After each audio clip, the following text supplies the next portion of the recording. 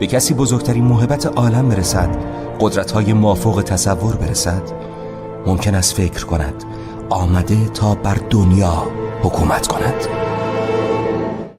داستانه اینه که یک فردی که سالها خواب بوده نبوده بیدار میشه، برمیگرده، دنیا رو میرزه به هم و یه سری افراد بین انسان‌ها دارن زندگی میکنن، به اینا میگن جهش شفته، انسان نیستن. اینا نماد جنیان جهش شفته و میتونن کاری انجام بدن. لای مردم دارن زندگی میکنن، مردم با اینا بدن، اما مردم باید به یه آگاهی برسن که اینا کلی خوبن و به درد میخورن. اینا عموما اصل بر این که همشون آبیان، بعضیشون میتونن کنترل کنن خودشون رو، دارو مصرف میکنه، کاری میکنه که شبیه انسان ها میشن.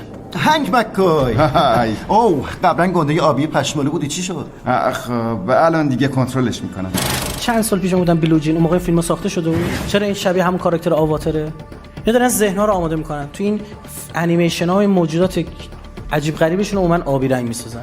در تفکرات یهودیت کابالیستی هم یک نردبانی میکشن که حضرت داوود ایستاده پایینش به سمت آسمانه و موجودات آبی رنگ از بالا دارن میان پایین. اینها یه سری قدرت‌های عجیب غریب دارن که به طرز عجیب غریب با همان مفهومی که شما از جن میدونید. تغییر چهره. هی تو اونا رو دیدی؟ از اون طرف رفتن. تو میتونی تغییر شکل بدی. غیب شدن. میخوای بری اون تو؟ اگه سربازا ما رو ببینن چی؟ نگران نباش، ما رو نمیبینن. بهم اعتماد کن. جابجایی. دستمو بگیرید.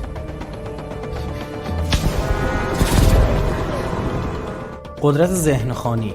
با کی داری حرف میزنی؟ با من. صدا تو ذهنم شنید. من تلپاتیکم، ذهنو میخونم. بی خیال من شد. نمیخوام این دختر عجیب تو ذهنم وول بخوره. نگران نباش اسکات، چیز خاصی توش نیست.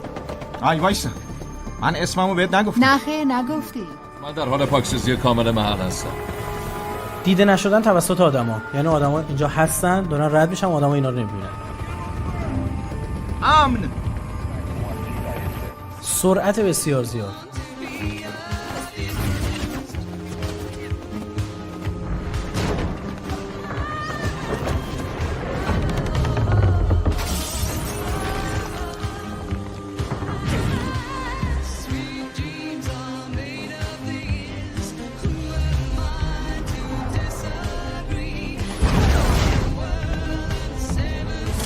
اینا هر کدوم یه قدرتی دارن. مجموعه اینها باید جمع بشن برای نبرد با کی؟ اون کسی که اینجا آدم بده ماجراست. اون موجود میاد، بین این جهش یافتا اختلاف پیدا میشه.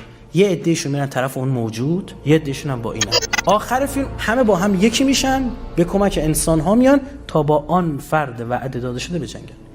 این فرد وعده داده شده به طور ویژه و خاص 12 امام 12 و هیچ شکی داشت.